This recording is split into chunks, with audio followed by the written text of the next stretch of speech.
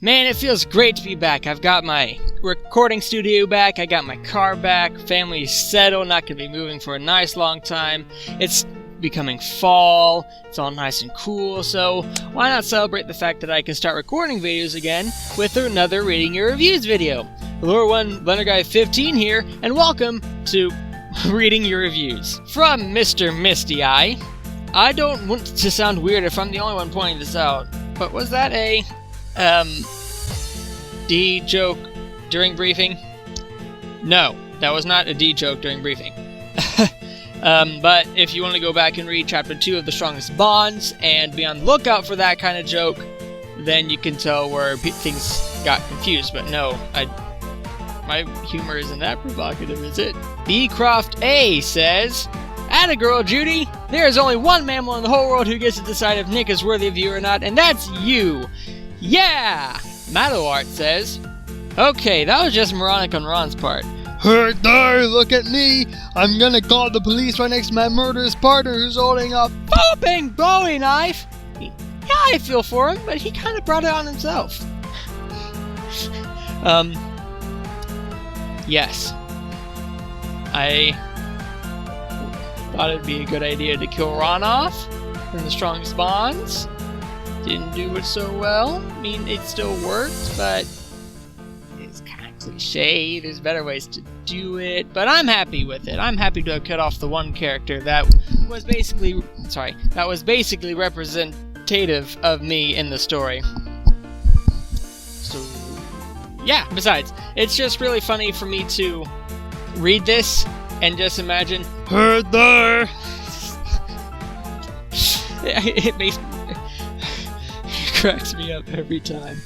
I don't know why. Guest says, "Everyone, I think there was a foreshadowing in Chapter 12 on the news and mentioned you crime boss, and I think I was about to say Victor Wilde, but the reporters didn't say his full name since TV turned off before we heard his full name. I'm not sure if that's Nick Sodad said name. I think it was given by the me. Know your thoughts on this. I know he said in his profile there will be a new mobile boss, but the fact it's Nick Sodad make it all the more interesting."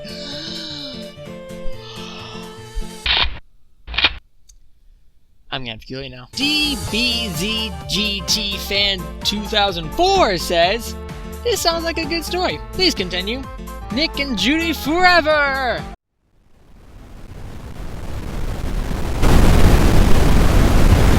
Okay, Jade Mithril says, "I say well done, portraying the growing tension with the fox's savagery. Even after taking a few glances later chapters to assure myself everything will turn out alright, I was still very fearful what would happen next. And that's saying something, since I have never felt that while reading before. My hand was actually shaking with anticipation of what happens next that I skimmed the first few parts of the chase explaining the raccoon's backstory. To that I say bravo." Wait a minute. You're telling me you looked ahead in my story to make sure these guys turns out alright? That's cheating! You and I both know that's cheating, and you can't do that. I won't allow it. And also, it's a bobcat, not a raccoon. And thirdly, I can't believe, writing this story, I mean, I know how to set up emotions, I know how to do all this stuff, but I never expected it to have this sort of impact on people, to make them so afraid of what's going on next. I'm just sitting here like a little kid thinking, oh, this will be a fun little cliffhanger, you know, just gonna put that out there. People are actually this was not my intention, but it's awesome that that's what happened. And so, I mean, I'm kind of sorry that I made you so nervous, but then again, I'm not so sorry, because that's the fun part about reading your guys' reactions to it. So you're welcome. Moving on to reviews from Family Ties.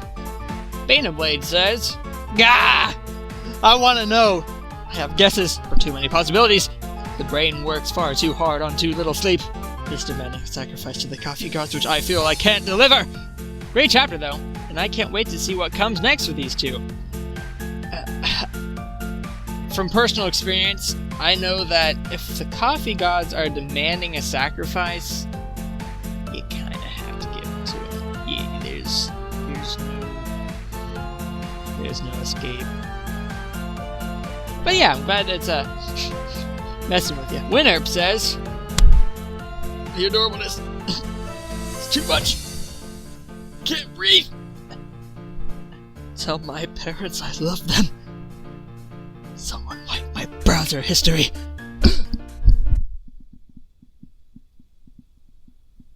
Well, well, well, Victor seems to be enjoying eavesdropping, even if indirectly. Definitely curious about what you have stored. P.S. If I may, I do think you went a little overboard with the his bunny, her fox routine. Other than that, it's as good as ever, Blunder.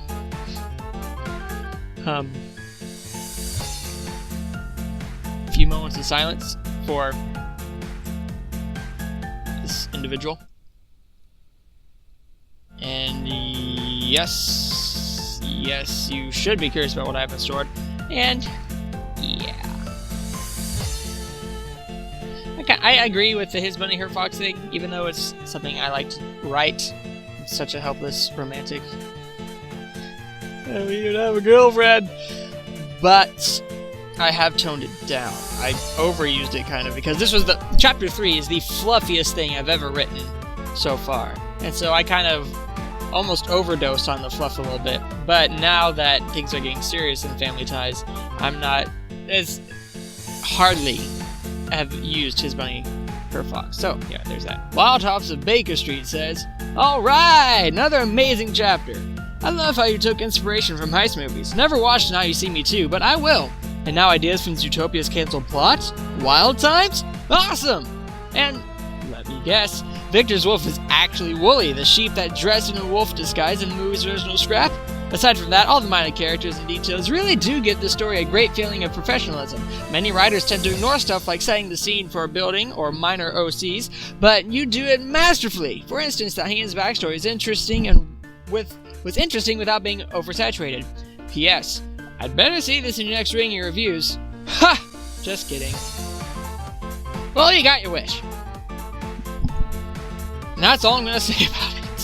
Not really much to say. If I did, I would just be basically agreeing and boosting my ego, which I've already done enough in the past. So we're moving right along, but just know your review is greatly appreciated. Baneblade says, Gah! I need more of it. It's like an addiction. Only I don't have to pay for it for once.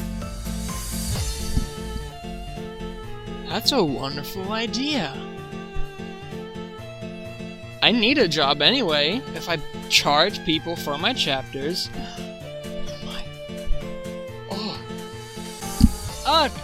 Why did I think of this?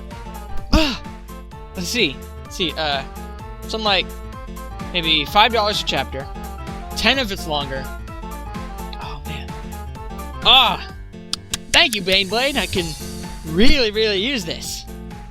Little Purple Bird says, congratulations, Carrots! You got every guess incorrect! Yes! My new favorite quote now. The opening was great, it flowed nicely with its transitions, and it's probably currently my... Excuse me, puberty.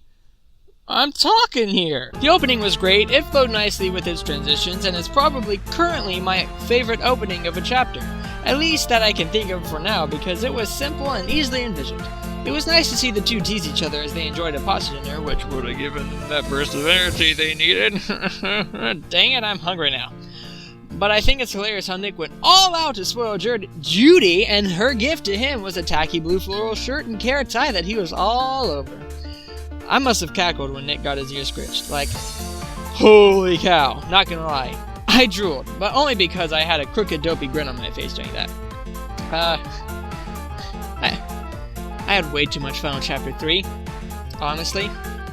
And so, hearing all the praise over Nick getting his ear scratched and then basically turning K9 with his wagging tail, his twitching leg, and his tongue lolling out the side of his mouth it's fun because I thought it was just a nice idea. I got it from a Zootopia fan art I saw a while back, and it's like, hey, it'd be kind of fun, and it turned out to be such a hoot among everyone. So that was fun. It was definitely one of my most favorite chapters to write. But I like to write sort of like the intricate story plots and all the different plot twists the most. But A little bit of fluff here and there is always very fun. Alright, and surprisingly, that does it for this reading your reviews video. This one's a lot shorter than the last one because I know what I'm doing now!